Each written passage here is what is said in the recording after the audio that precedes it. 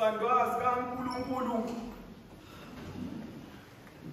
izolo sithe uma ngabe siqala usuku lezolo emiseni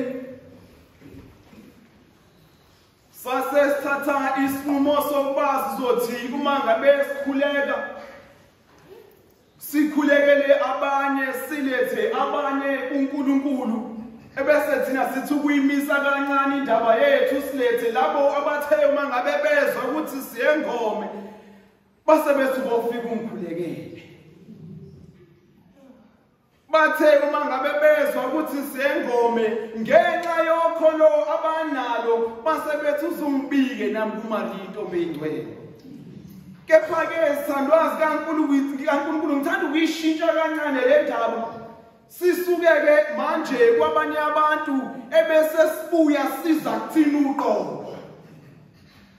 Kakade abanye besiphathisa eyabo imkhuleko bezikhona ingxaki akade benazo belukhona usizi akade besithola bekulo base besicela ukuba sibakhulekele sibethule kumama intombi engcwele. Kepha lokho akushintshanga ukuthi nathi sinathi izimo zethu esibhekene nazo.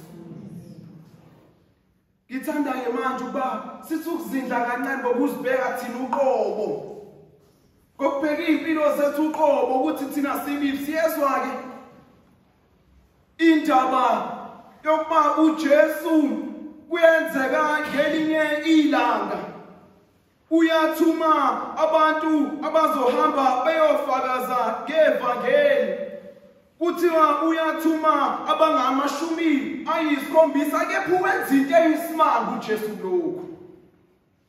Uthi uma ngabe ebathuma uthi hambani ngababili, ungahambi wedwa, hamba nomunye umuntu.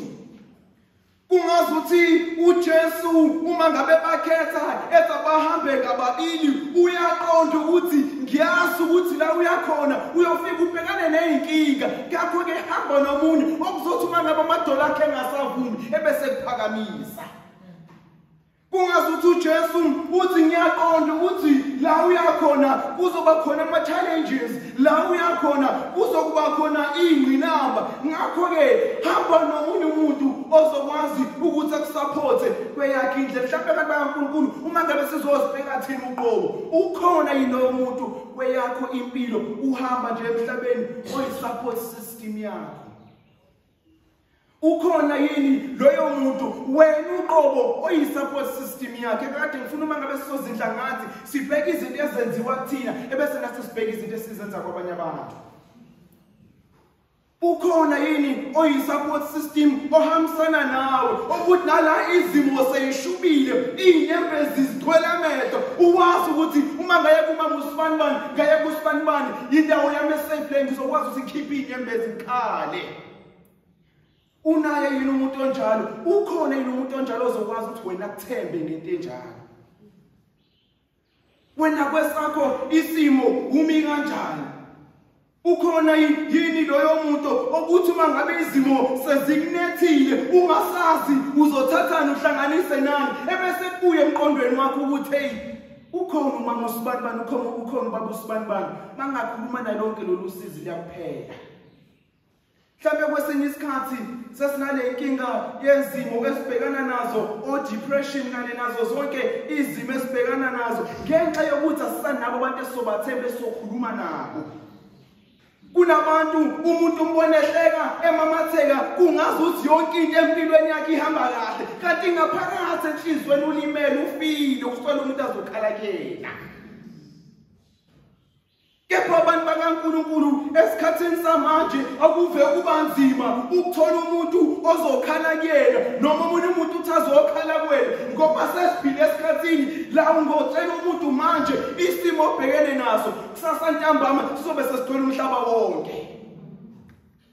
Siphila emhlabeni la ukuthi uma ngabe usutshele umuntu usizi lwakho trust you me kusasa ekuseni kuzothi masegijela itesi abantu beye emsebenzini kuyobe kukhulunywa ngawe etekisini, kuyobe kuphuzwa ngawe itiye kweminye imizi.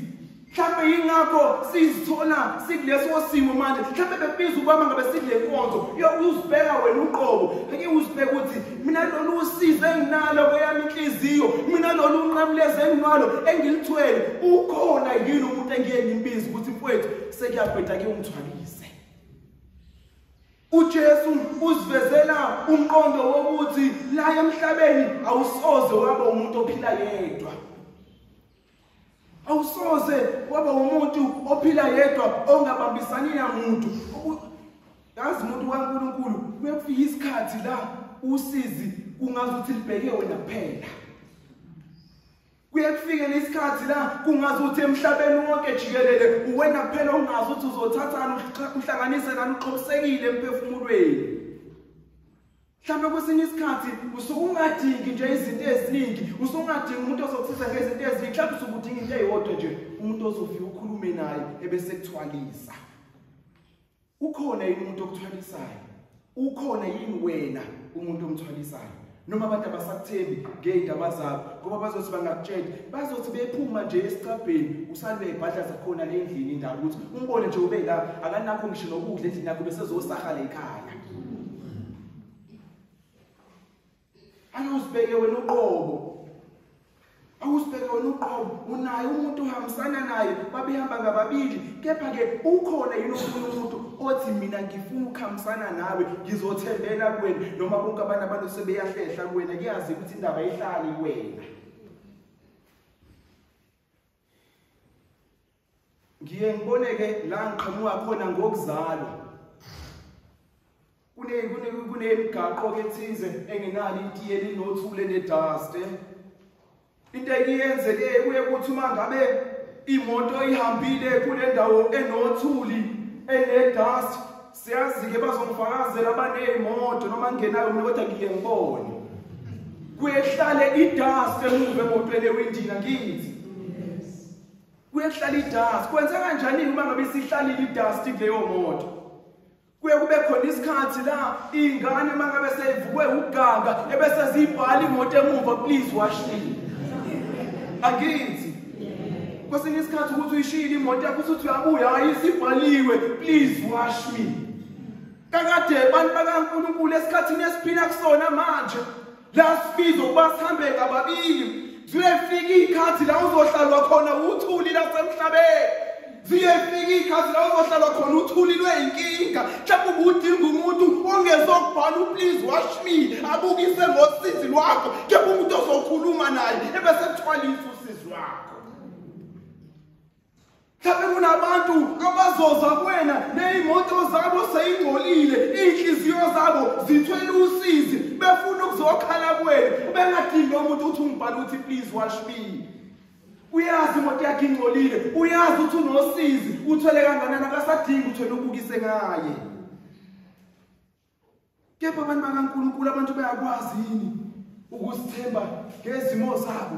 Thina bakhona yini abantu esibathembayo ngezimo zethu ezibili nazo? Sibizelwe ukuba kule mpilo esiyiphilayo lomhlaba ngoba yilula, sibizelwe ukuhambisana, ukubambisana, ukuhambisana nokubambisana. Kakade abantu bakaNkulunkulu esikhathini samanje siphila kusona asisayifundi le ndaba yokubambisana nokuhambisana. Asayifuni le ndaba yokuhambisana nokubambisana. Uze umuntu ethi hayi mina ngeke ngize ngimsize usibanibani, ngifuna abone ukuthi mangabe ngingekho empilweni yakhe akayilutho ngaphandle kwami. Ngeke mina ngize ngiyosiza osibanibani njengoba bedinga ukwenza ukuthi nokuthi, ngeke ngize ngiye ukubasiza bengakangineki. Ngifuna ukuthi bazibone ukuthi abayilutho ngaphandle kwami. Isona isikhathi esiyithola sesiphila kuso, kepha uJesu namhlanje usifundise into. Ake ube naleyo muntu empilweni yakho ozothi nala sezikunetha izimo ingasahambi kahle, ukwazi ukuthi uyokhala ke, ungavaleli izinto ngaphakathi kwenu. Ube naleyo muntu ozoba yi-safe space yakho ukuthi ukwazi uyokhala ke. Ngoba abantu bakaNkulunkulu baningi abantu badmithiwe ezibhedlela ngenxa yoma-depression nani ngenxa yezinto abazivalele ngaphakathi kubona. Ngithe manje sizozibheke ukuthi uqobo. Wena ngiluphi lolo lwakho usizi obufisa umuntu ozokulalela ngalo? Uluphi lokho lolo lwakho usizi obufisa ukuthi ngiyazi ukuthi mhlawumbe akekho ozongisiza ngokuthi asiguqule lesi simo, kepha ngidinga umuntu ozonginikeza indlebe kuphela noma ngangaphendula kepha lalele kuphela ngikhiphe sesifubeni. Isipho leso sakhe isimo. Okwesibili ke bantu bakaNkulunkulu engifisa ukuba sikubheke uthi uJesu uma ngabe ebayala labafundi abathumayo uthi niyothi uma ngabe ngena emzini othize nifike ngene kuloyo muzi bese niqala nithi uxolo alube kulendlu. Uxolo alube kulendlu.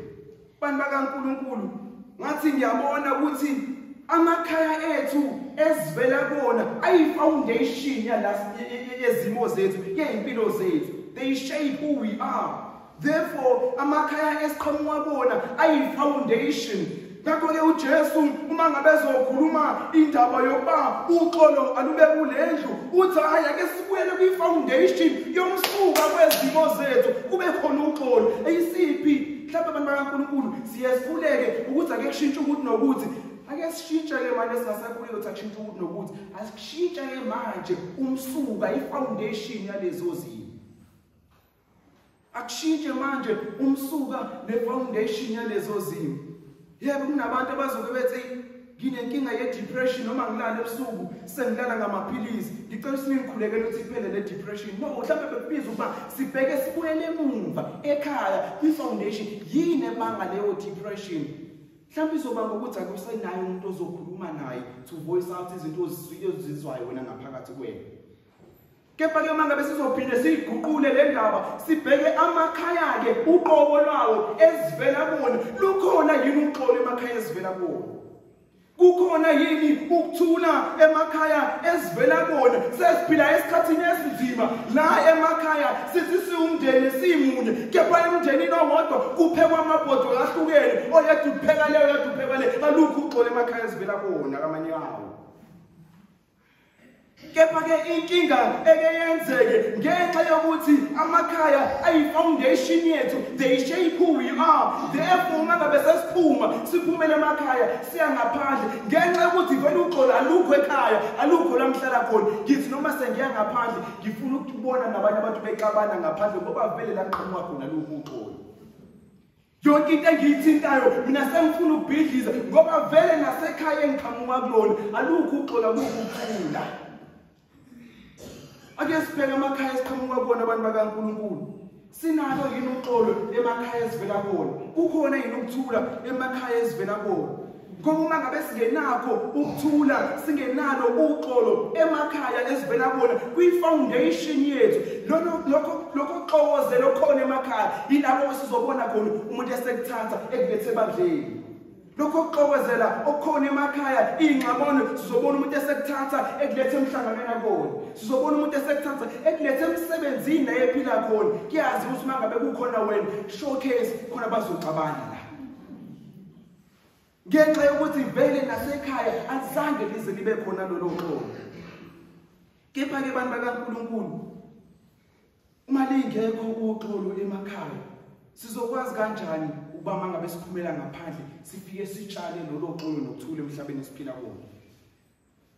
Kwakukhona-ke ekhaya kudala, angazi uma-ke kusakhona yini kweminye imizi, kukhona lento kwakuthiwa i-room divider. Niyayikhumbula? Kwakukhona leyo mpahla kwakuthiwa i-room divider. Yayinxaka ukuthi yindaba izibizwe nge-room divider. Uthi omunye uma ngabe ngixoxela ngelinye ilanga uthi ekhaya mina yayikhona nje beyibizwa nge-room divider. Ekhaya kwakuwurawonti. Manje nebekuwurawonti sasiyibeka kube iyona divider kuthi ngala isekitchen, ngala kwayo iselounge. Sasidivider ngakho yayibizwa ukuthi yini i-room divider. Kakade abantu bakaNkulunkulu uma ngabe siphuma emakhaya engenalo uxolo, engenakho ukuthula, sizoba ama-room divider nasey'mpilweni zabanye abantu. Uma ngabe siphuma emakhaya engenalo uxolo, angenalo ukuthula, sizoba ama-room divider nasebandleni thina esohlezi sidala uqhekeko. Siyoba ama-room divider nasemsebenzini esisebenza kuwona ngenxa yokuthi vele nasekhaya akukho ukuthula. Nasekhaya ama-room divider maningi. Nami ngithi uma ngiphuma kuyobe i-room divider ngale nomfowethu ngoba naye vele uphuma ekhaya engenakho ukuthula, uyobe i-room divider le naye. Ake sibheke emakhaya esiqhamuka kuwona abantu bakaNkulunkulu. Wena usiyo yini i-room divider ey'mpilweni zabanye abantu? Ngithe umuntu uzosibheka yena uqobo namhla sikhulumile ngabanye abantu esikhulume ngawe. Awuyona yini room divider empilweni zabanye abantu. Awuyona yini room divider emphakathini, emsebenzini ophila kuwo. Kunabantu ukuthi mangabe beqhamuka emsebenzini noma beqhamuka emphakathini, uthi umuntu amaye ngabe ebone eqala ushintsha indlela akasafuna ukuhlangana nawe. Ubiyazi manje ngahlangana naye behlangane ne-room divider, angeke ngize ngisuke kuyena ngisengakuthula lokho enginakho kuyami impilo. Mhlambe bebiza ke abantu bakaNkulunkulu uba sizozibheka thina uqobo ukuthi kwezethu impilo simiphi, yini sihluphayo kwezethu impilo, yini edala ukuthi sibe ama-room divider ey'mpilweni zabanye abantu, silethe uqhekeko, silethe ubunzima, silethe ukuhlupheka kwey'mpilo zabanye abantu. Ake sibuyele manje emumva emsukeni wezimo, yini le engenza ukuthi ngibe lokho engiyikona. Asingafuni kuphela ukuguqula lokho engiyikona, but asifune ukuguqula lokho okungenza ukuthi ngibe yilokho engiyikona. Sibuyele emumva, sibuyele emakhaya, sibuyele kwi-foundation. Wena-ke awuyona yini room divider empilweni zabanye abantu.